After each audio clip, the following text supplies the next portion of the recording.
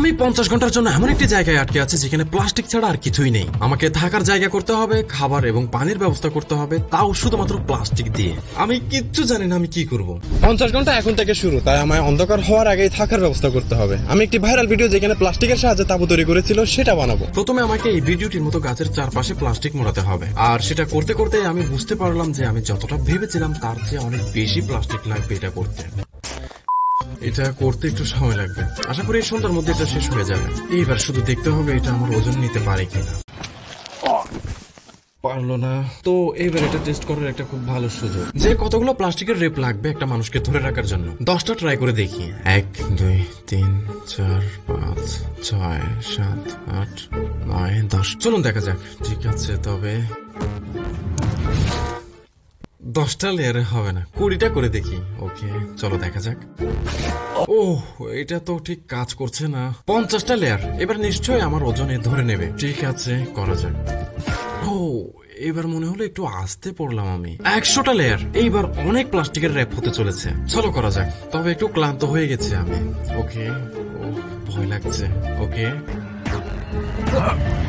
ওফ, কি রে, এটাও কাজ করলো না। আমাকে আরো বড় করে ভাবতে হবে। 100-র চেয়ে অনেক বেশি লেয়ার প্লাস্টিক লাগবে সেটা বুঝতে পেরেই নিচের লেয়ারটা আমি মোড়াতে শুরু করলাম। তবে শুরু করার আগে যেটা বুঝতে পারিনি সেটা হলো ভাইরাল ভিডিওটির চেয়ে 3 গুণ বড় বানিয়ে ফেলেছিলাম আমি এটাকে। তাহলে কি এটা বিশ্বের সবচেয়ে বড় প্লাস্টিকের তাঁবু হতে চলেছে?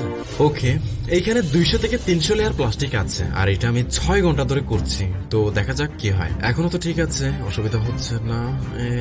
একটু নিচে যাচ্ছে। ওরে বাপরে, থাকবে না যাবে? ওরে, হয়ে গেছে, চালাও, এবার খেলা হবে। কিন্তু এটা কি ট্র্যাম্পোলিনের মতো ব্যবহার করা যাবে? হ্যাঁ, করা যাবে। কি, ও আমার পা আটকে গেছে। তো অনেক প্লাস্টিক ব্যবহার করার পর আর নিজের সিদ্ধান্তকে অনেক প্রশ্ন করার পর আগামী 40 ঘন্টার জন্য আমি আমার ঘর পেয়ে গেছি। বিশ্বের বৃহত্তম তাঁবু তৈরি করার আগে আমি একটু পানি খেতে হবে। তো এইবার আমি কি শুধুমাত্র প্লাস্টিক ব্যবহার করে নোংরা পানি খাওয়ার উপযোগী করতে পারি? প্রথমে মাটিতে একটা গর্ত করতে হবে, কিন্তু আমার কাছে তো বেলচা নেই। নাকি আছে? এবার সবুজ গাছপালা দিয়ে গর্তটা ভরতে হবে একদম এইভাবে। দিয়ে প্যান্ট ভেজাও, মানে প্ল্যান্টস গুলো ভেজাও। মাঝখানে অর্ধেক কাটা বোতলটা রেখে দাও, পুরো পানিটা যেন এখানে জমে। আমি একদম জানি না যে এত বড় প্লাস্টিক আমি এই জঙ্গলের মধ্যে কোথায় পাবো। ও দেখো, জঙ্গলের মাঝখানে একটা বড় প্লাস্টিকের টুকরো। এটা তো প্রকৃতির অসীম কৃপা। এইবার গর্তটাকে প্লাস্টিক দিয়ে ঢেকে দিয়ে কোনায় কোনায় এভাবে মাটি দিয়ে দিতে হবে যাতে এটা না নড়ে। আশা করি এই অবস্থায় আমায় যেন কেউ না দেখে, কারণ সবাই ভাববে আমি এখানে মৃতদেহ লুকাচ্ছি। দিয়ে এই পাথরটি মাঝখানে রেখে দিই আর এটার নাম দিই দুইট। কন্ডেনসেশনের জন্য পানি জমে প্লাস্টিকের মাঝখানে গিয়ে নিচে বোতলে জমা হবে। যতক্ষণ এটা হচ্ছে তাঁবুটাকে শেষ করা যাক। ছাদটা বানানোর জন্য নিচে যেটা করেছি সেটাই উপরে করা যাক। ওয়াও, এটা অতটাও খারাপ বলে মনে হচ্ছে না হয়তো। অবশেষে শুধু দেয়াল বানানো বাকি। আমি দেখলাম যে দেয়ালগুলো খালি একটা লেয়ারেরই বানিয়েছিল মেয়েটা। আমি ওটাই করি। ও ওকে, ওরে আইরে। আশা করি ভাল্লুকের ব্যাপারে যে কমেন্টটা ছিল সেটা মিথ্যে ছিল। বুম! সবাইকে আমার ঘরে স্বাগতম। চলো এটাকে রেটিং দেওয়া যাক। সিম্পলিসিটি বলতে গেলে এটা পুরোটাই প্লাস্টিক, তবে এটা তৈরি করতে 8 ঘন্টা লেগে গেল। তাই আমি এটাকে 10-এর 7 দেব সিম্পলিসিটির জন্য। সেফটি, এটা যে কোনো সময় ধ্বংস হয়ে যাবে। আমি বুঝতেও পারবো না আমি কখন এখান থেকে মাটিতে পড়ে যাব। তাই আমি এটাকে 10-এর 4 দেব সেফটির জন্য। কিন্তু স্টাইল, এটা এমটিভি ক্রিপস তো নয়, কিন্তু এটা একটা ফিশ বলে থাকার মতো। আর আমি সবসময় মাছ হতে চেয়েছিলাম। আমি যদি আগুন না জ্বালাতে পারি আমি আগামী 30 ঘন্টায় খাবার বানাতে পারবো না। তো এইবার আমরা আমাদের দ্বিতীয় সার্ভাইভাল হ্যাক দেখবো। আমি কি শুধুমাত্র একটা প্লাস্টিক স্যান্ডউইচ ব্যাগ দিয়ে আগুন জ্বালাতে পারবো? আচ্ছা, ভালো করে বোঝো। আমাকে এই ব্যাগটা পানি দিয়ে ভরতে হবে, কিন্তু এটাকে পানি দিয়ে ভরার জন্য আগে আমাকে পানি খুঁজে বের করতে হবে। এইবার পানি খোঁজার সময়। পেয়ে গেছি। তো ভিডিওতে বলেছিল এটাকে অর্ধেক ভরতে হবে এইভাবে। পানিটা খুব ঠান্ডা, এটা দেখে তো অর্ধেক মনে হচ্ছে, এটাতে হয়ে যাওয়া উচিত। এইবার এটাকে একটা কোণের মতো মুড়িয়ে নিতে হবে। ওকে, কোণ হচ্ছে, আর একটু টাইট করে নি।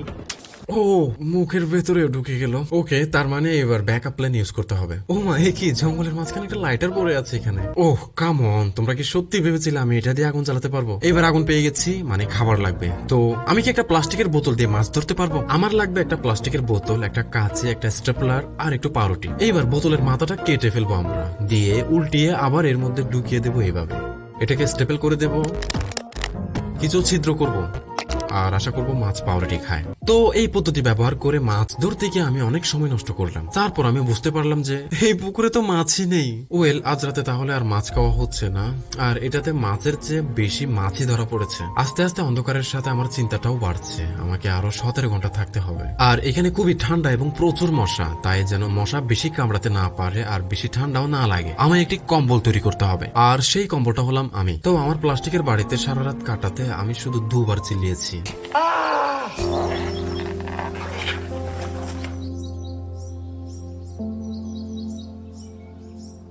এখানে ঘুমানোটা অতটাও ভালো না। এখনো 4 ঘন্টা বাকি আছে, আর ফ্রিজের অবশিষ্ট খাবারের মতো আর থাকতে পারছি না। এই মুহূর্তে একটা কিশমিশের চেয়ে কম পানি আছে আমার শরীরে। গতকালের এই পানির হ্যাকটা দেখি কি হয়েছে। আমাকে এই সময় খুব সাবধানে কাজ করতে হবে, কারণ এই প্লাস্টিকটা তোলার সময় পানিতে যেন নোংরা না যায়। একটু নোংরা আছে ওখানে। মনে হয় না প্রকৃতি আমাদের সাহায্য করতে চাইছে, কারণ গুনে দেখতে গেলে শুধু 3 ফোঁটা পানি জমেছে এখানে।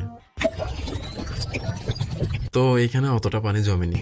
তো আমার বন্ধুরা শীঘ্রই চলে আসবে আমাকে এখান থেকে নিতে, আর আমার প্লাস্টিকের তাবুকে বিদায় জানানোর পালায় এসে গেছে। কিন্তু আমার যেতে ইচ্ছে করছে না।